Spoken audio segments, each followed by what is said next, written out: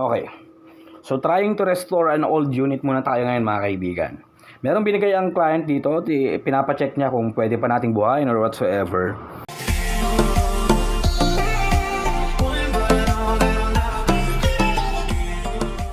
Siyempre ang sinabi natin, naku, magkakalabuan na po tayo dyan kasi may kalumaan na tong unit ninyo.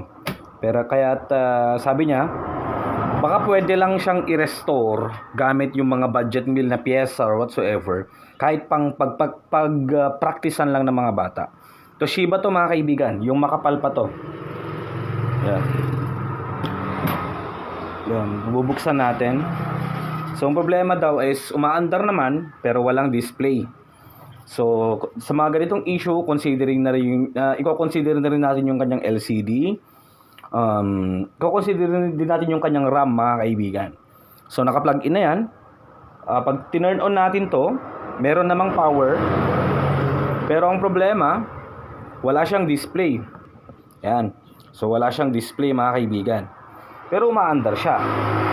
Ngayon, ang kailangan muna natin i-check dito is kung sa LCD ba. I-connect natin siya sa ating external monitor. Tignan natin kung meron siyang progress, meron siyang display.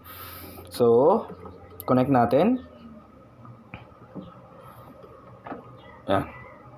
Connected na. Pero wala pa rin para sa ating monitor. Yan. So, nakakonect na sa ating monitor mga kaibigan. Turn on lang natin ulit.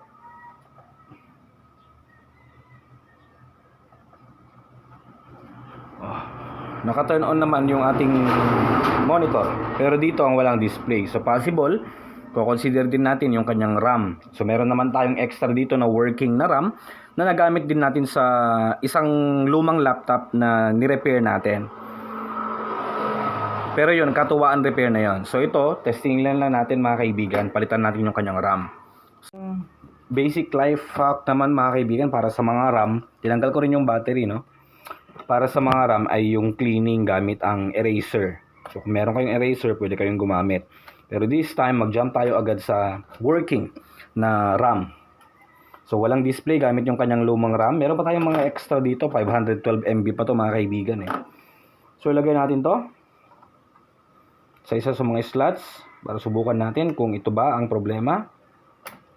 May kalumaan na rin kasi talaga. Ilagay na natin yan. Plugged in. Then subukan nating i-power on ulit. Kung magkakaroon ng display, okay siya. So turning on. Mandar naman. Okay. Still then, wala siyang display. Wala pa rin siyang display mga kaibigan. Try natin sa ibang slot. Okay. Unplug.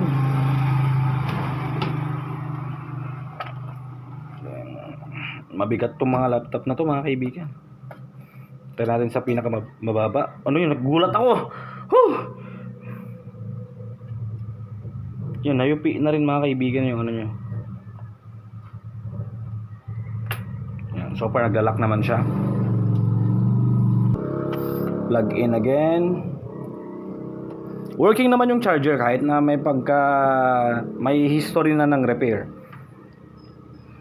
So testingin ulit natin. Maandar. Dim light. Parang nag-blink lang siya konti. Okay, ngayon i-try natin siyang i-connect sa may monitor natin. Naka-plug in. Connect natin yung ating monitor, yung ating computer. Sana mag-display ka. Pero still din, wala pa rin.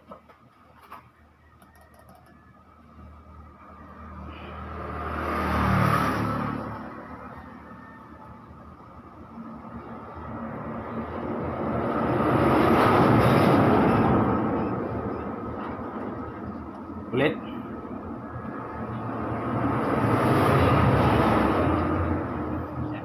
So turn on natin. Umandar naman.